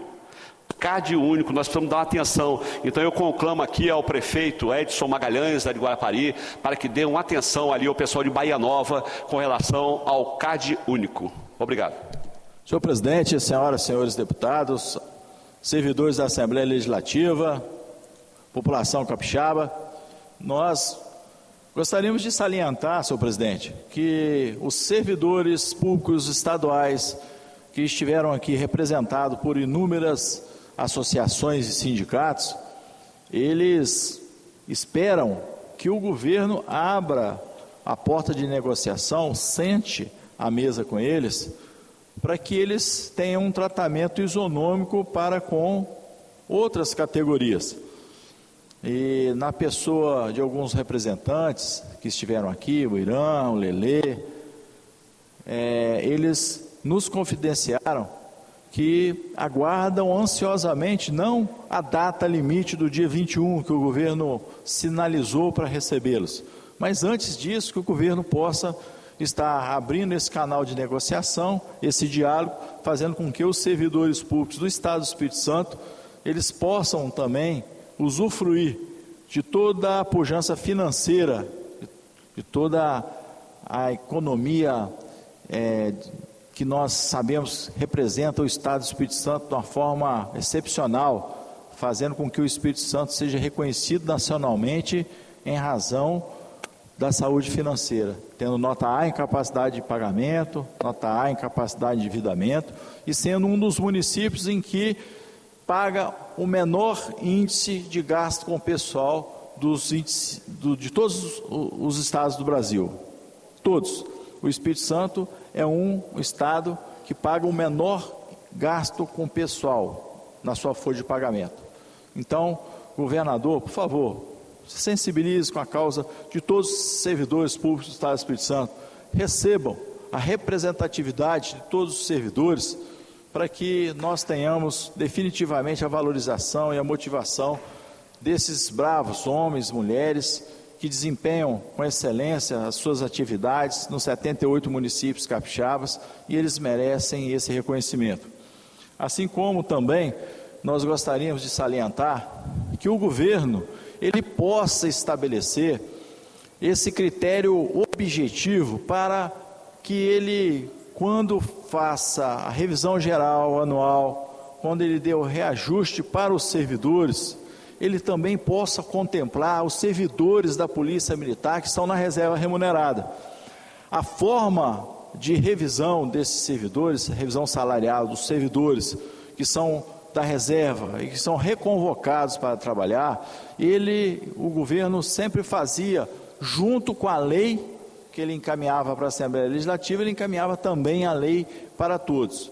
Foi modificada a forma de fazer esse reajuste, ele passou a fazer por decreto, e há alguns anos o governo manda a lei relativo ao reajuste anual, no entanto, ele não faz a publicação do decreto para que os servidores militares também tenham essa mesma atualização salarial. Então fica aqui registrado que, em nome dos policiais militares, bombeiros militares, das pensionistas dos militares estaduais, esperam ansiosamente essa adequação, esse senso de justiça para com eles, haja vista que as coisas estão subindo.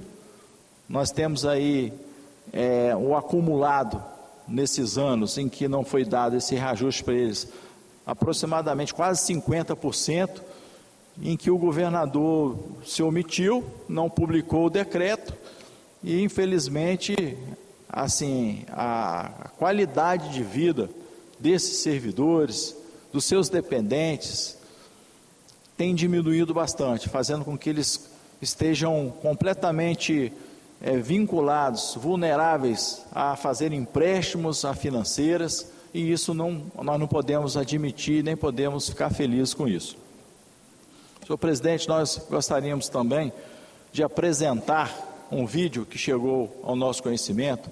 O amigo Diuna, ele nos encaminhou um vídeo, por favor, passam aí, fazendo um favor, relativo a uma cobrança na rodovia estadual ES 185, no distrito de Nossa Senhora das Graças. Pode soltar o vídeo? Nós estamos aqui em Nossa Senhora da Graça, nós viemos aqui fazer um vídeo onde tem um buraco aqui na cabeceira da ponte, um vídeo de entretenimento, mas quando nós chegamos aqui, nós podemos ver que isso aqui está muito perigoso. Aparentemente é um buraco pequeno, mas só que ela vai quebrando aqui por baixo e esse buraco já está tomando uma proporção muito grande. E só falar com você, sua família que usa essa via, para tomar um pouco de cuidado até que o órgão competente venha resolver esse problema para nós. Obrigado, tchau, tchau. Gostaríamos de agradecer a participação do William. Ele é um cidadão responsável, cumpridor de suas obrigações, e nos encaminhou esse vídeo no intuito de nós levarmos ao conhecimento do DER para que imediatamente faça a correção, uma manutenção na cabeceira da ponte do distrito de Nossa Senhora das Graças, pertencente ao município de Una. Haja vista que o local está perigoso de um acidente, tanto com veículos, com moto, com bicicleta, ou pessoas que passam ali a pé. Inclusive, já registrado um acidente automobilístico de um cidadão, um motorista que desviou desse buraco e veio a colidir frontalmente com outro veículo que vinha no sentido contrário. Enquanto tem só bens materiais, ainda a gente pode até superar, mas nós estamos fazendo isso preventivamente para nós evitarmos de ter vítimas fatais e com ofensa à integridade física dos cidadãos de Una ou pessoas que passam por ali e podem ser vitimadas. Então fica aqui registrado ao DR que imediatamente faça a correção, a manutenção da via S185 na cabeceira da ponte do distrito de Nossa Senhora das Graças, pertencente ao município de Una. Muito obrigado, William. Por fim, senhor presidente, nós gostaríamos de mais uma vez cobrar do governo do estado uma intercessão junto às concessionárias de telefonia móvel e rede de dados, que de forma urgente possa fazer a ampliação do atendimento, o fornecimento de sinal de telefonia móvel em todo o estado do Espírito Santo. Nós temos a certeza de que a grande maioria dos 78 municípios capixabas são municípios de interior, e na zona rural desses municípios ainda se assevera mais ainda a questão da necessidade do sinal de telefonia móvel e também a necessidade de rede de dados. Se antigamente a rede de dados era somente para nós acessarmos a internet, ver o Facebook, ou Instagram, ou alguma rede social, hoje a rede social somente, ela não movimenta o rede de dados.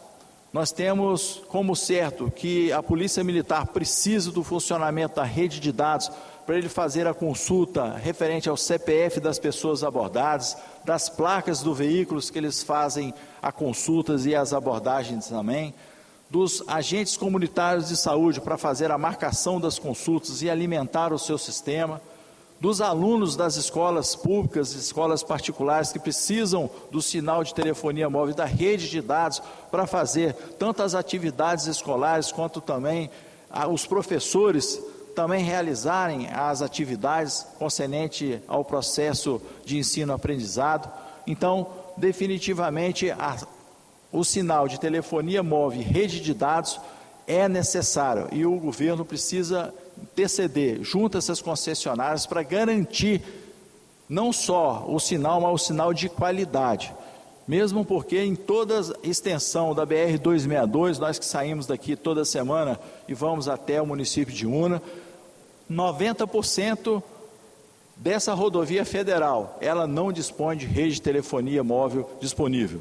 Então, imagine os senhores que um cidadão que estejam vindo visitar nosso estado para desenvolver o turismo, diversas atividades econômicas, como por exemplo, nós temos uma região logística extraordinária. O Espírito Santo é uma localização para desenvolvimento logístico extraordinário, isso é reconhecido nacionalmente. E nós não temos hoje, em termos de segurança, a possibilidade dos motoristas, motociclistas, fazerem utilização de seus telefones nessa rodovia. Não ameaça de um acidente, ou de um assalto, ou de qualquer uma situação em que coloque em risco a integridade física, o seu patrimônio, ou mesmo alguma situação ambiental, ele não tem como fazer um contato imediato às autoridades competentes ou uma pessoa da família, haja vista que não tem sinal de rede de dados ou de telefonia móvel. Então fica aqui registrado a nossa solicitação ao governo do Estado do Espírito Santo. Obrigado, presidente.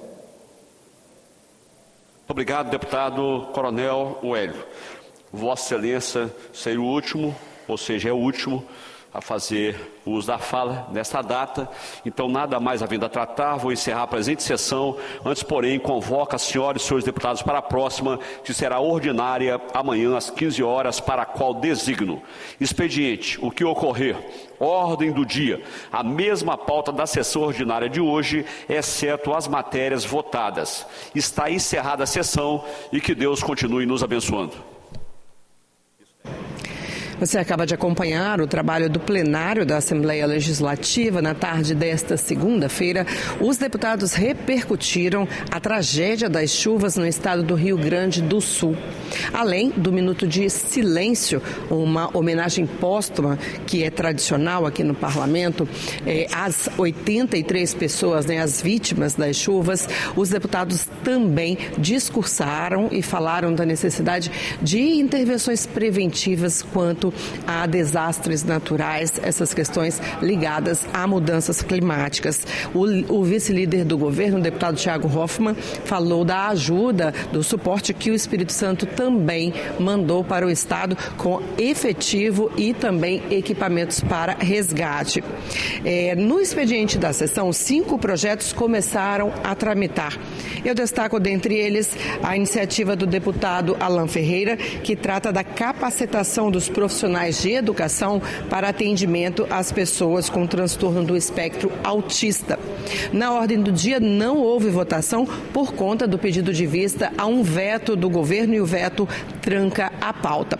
Mais informações sobre os trabalhos de hoje você tem nas nossas redes sociais, no nosso portal de notícias, e mais tarde, às 10 da noite, no Jornal Panorama. Continue com a nossa programação. TV Alice, mais perto de você.